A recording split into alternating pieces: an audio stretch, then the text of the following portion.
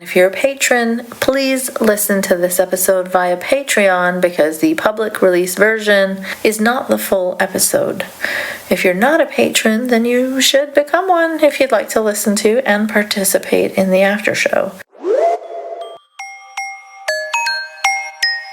Hello, welcome to the Aftershow. A brand spanking new series. Patreon exclusive, brought to you by Polite Conversations. This is where I'm hoping to get to know you a little better, dear patrons.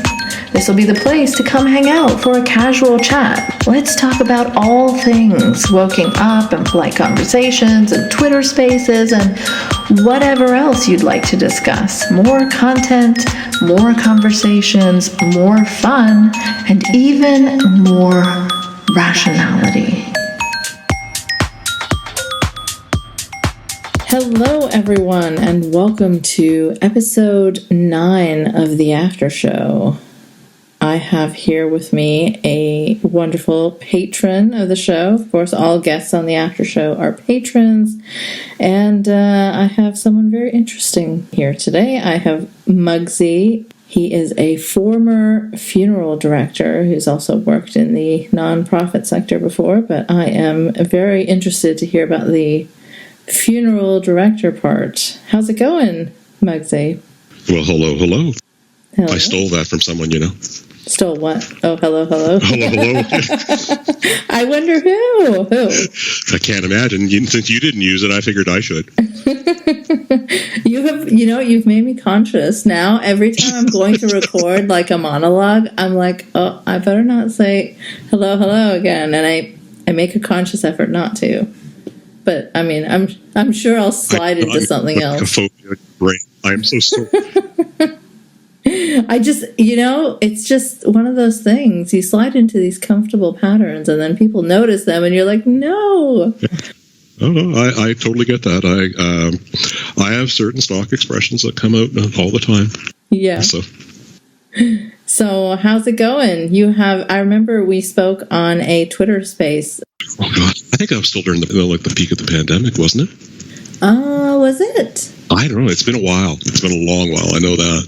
Yeah, it has been a while. But I remember that you had a very, Canadian accent.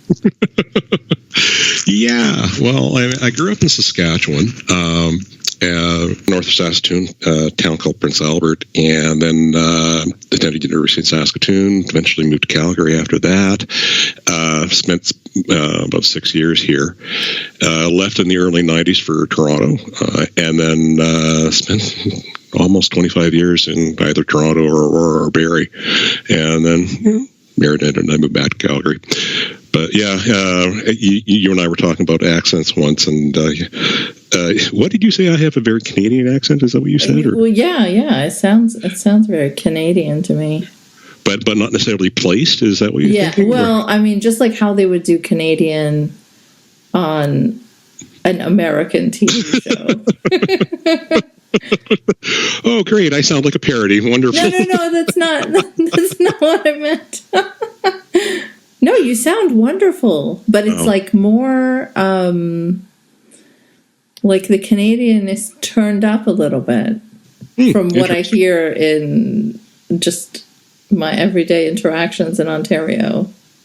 Interesting. Yeah, I say nobody ever really questioned me there, but saying, where are you from? Like I don't sound different. I mean, I could talk like I'm from the backwoods of Saskatchewan, but I choose not to. So, former funeral director, eh? That must have been weird. Very interesting. Weird, yes. Yeah, it was. Yeah, so prior to becoming a funeral director, I was working in the nonprofit sector. And sort of humming and hawing about what I might do next with my life, because I wasn't exactly happy at the nonprofit either. And I actually ended up talking to a couple clergy friends of mine, and clergy they said, friends, yeah, Anglican priests actually. Were you You weren't a priest. No, I was never a priest. But I'm a practicing Anglican.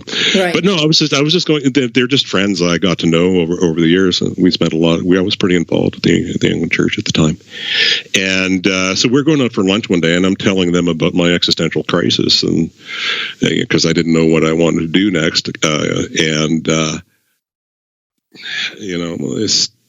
they sort of looked at me and said, well, these are your qualities. And they listed off some rather nice sounding things. And then they said, well, that also are the better aspects of a pretty decent funeral director.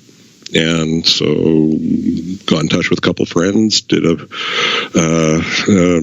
sort of an orientation, short practical exposure to the practical side of the business for you just volunteer at the funeral home yeah.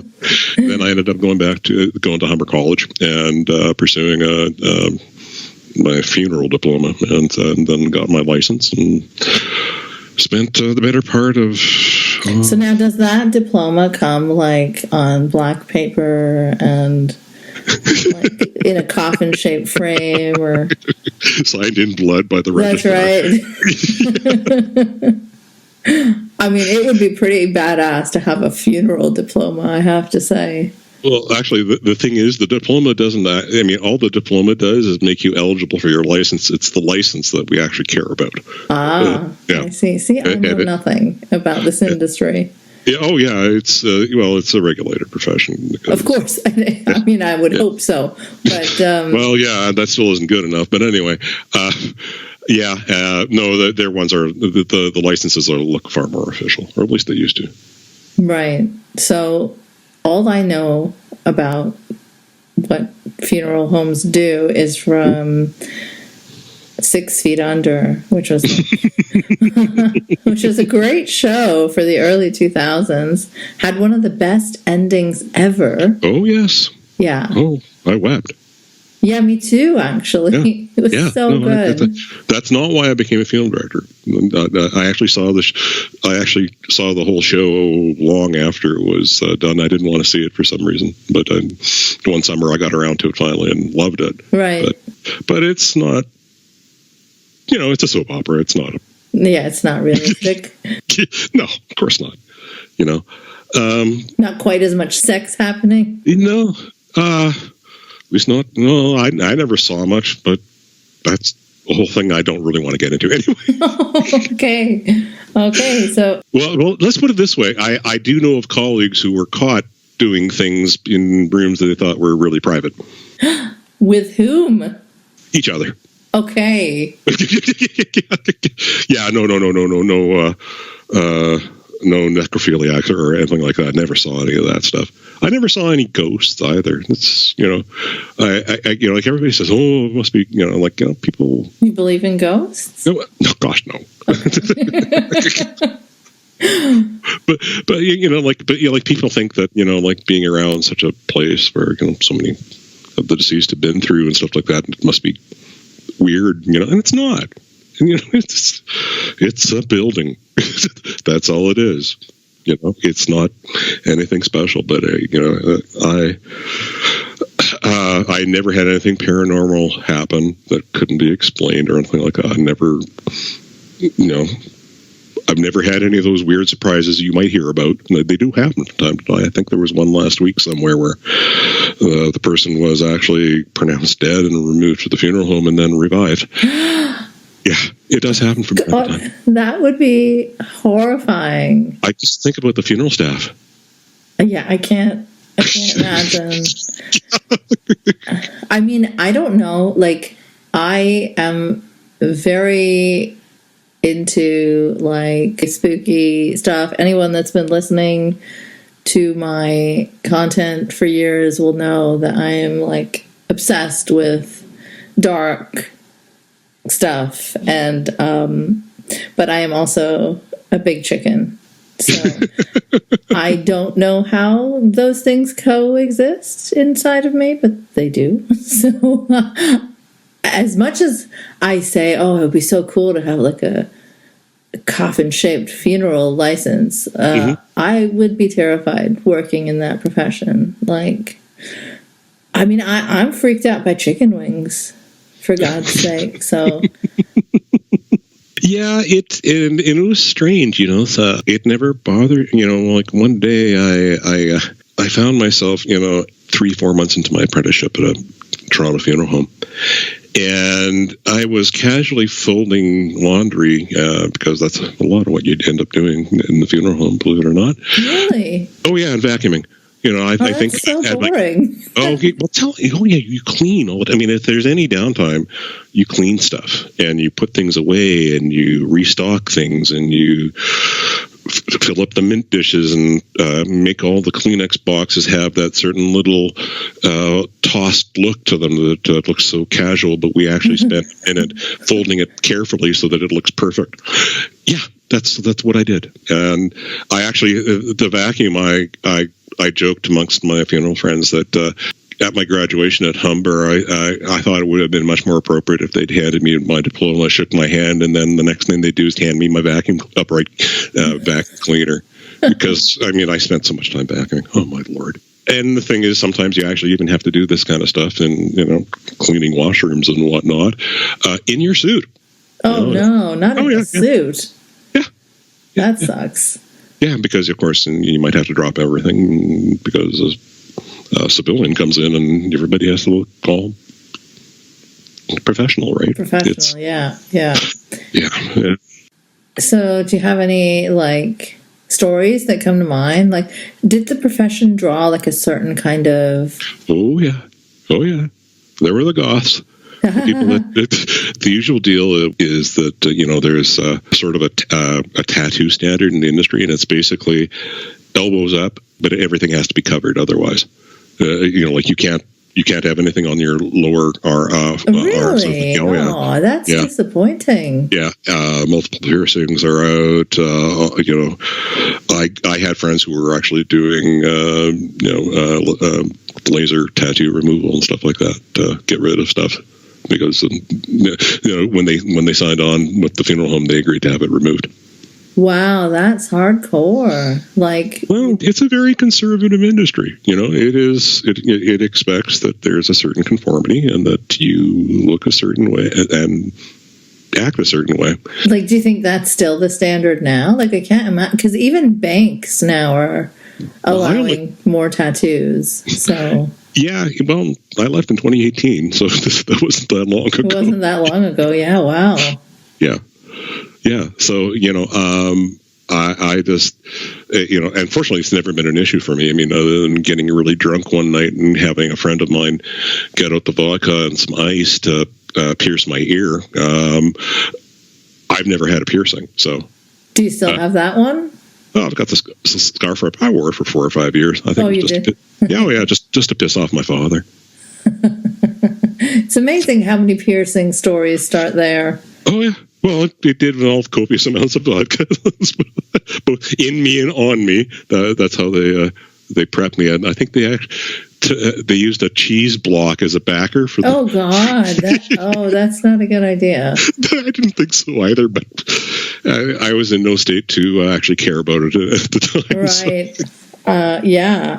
I did some self piercings when I was 17 too, but those did not last long.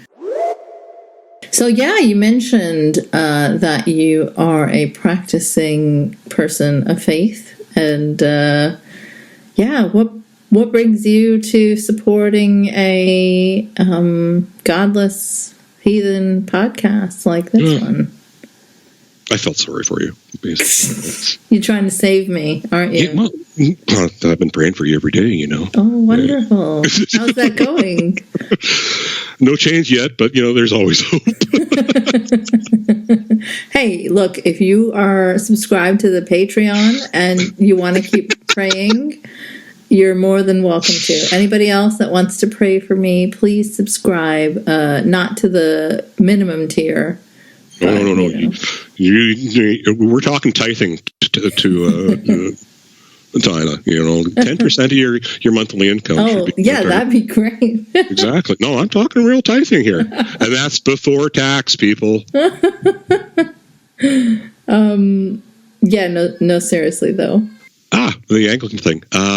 So I grew up in the United Church, and which is fairly liberal Protestant denomination. It's been around, and you're not likely conversant in Canadian church history, but basically the majority of the Presbyterian Church, the majority of the Methodist Church, and the majority of the Congregationalist churches merged into this one denomination called the United Church back in 1927.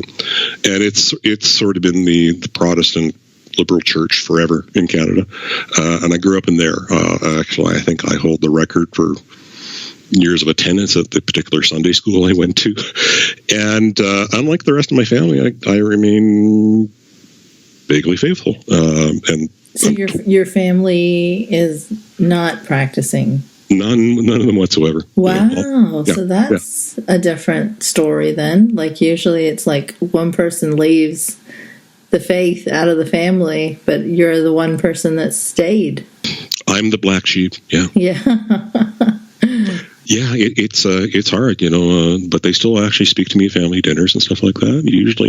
I usually don't have to sit at the kids' table anymore. So they're not like, oh, you still believe in Santa Claus? He's coming right down the chimney, people. So you are, though, interested in like my conversations that I have about like leaving faith and no longer believing. So what draws you to that? Like, there must be something that is going on with you that kind of conversation interests you. Oh, well, I mean, what are you talking about? You're talking about human rights. You're talking about compassion. Mm-hmm. You're talking about treating each other equally. Mm-hmm. That's entirely overlapping with me. You're against people that, straight out advocate for genocide. Hello, Sam Harris. How are you?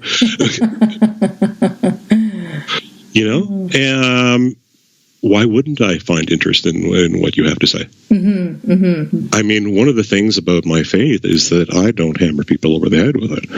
That I'd rather be out in the world, maybe trying to occasionally set an example and engaging with the rest of the world. I'm not cutting myself off. Right. And so, your interests overlap with mine. You have pretty progressive, or I don't know if that's the right word, but, you're certainly not a centrist. Let's put it that way. Definitely not since like 2016, maybe? Yeah. No, I was a liberal once too, Yeah. We can all admit our shames, it's okay. I've made mistakes in my life, some I regret. That's one of them. But there's a lot of conversation about religion in my conversations, and it's not always flattering. No. But usually the kind of religion you're talking about isn't the kind of version of Christianity that I kind of favor, right? I'm on a different boat than those dudes. Yeah. Mm-hmm, mm-hmm.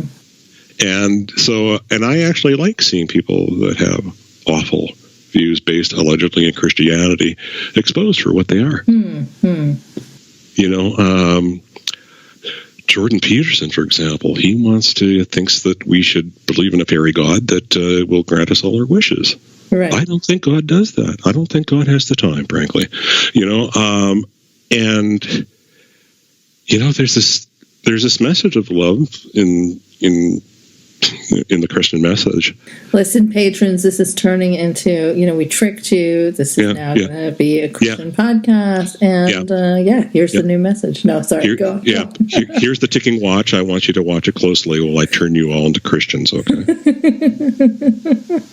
That's it. I've been paying all these months just so I can get on the podcast and subject you all to Christian indoctrination. That's what I live for. I should add a new tier, like the pray for me. The God tier. The God tier. Well, that has to be a really high level tier. Then it can't be like a, $8 tier or something. Yeah. Well, I told you about that one, the one podcast, and its tiers where it was regular okay person, and it was an anti-fascist, and the highest tier was the German tier, where they paid $70 and you felt guilty for it.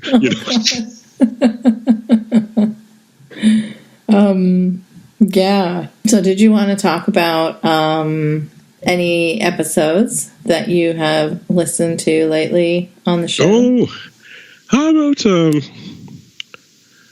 that what's his name? The Irish fellow, the Northern Irish fellow. Oh, the guru guy. The guru guy. The That's guru right. guy. Yeah. So that episode interested you, eh? Yeah, it's kind of. Access this brand new Patreon exclusive series by becoming a patron today.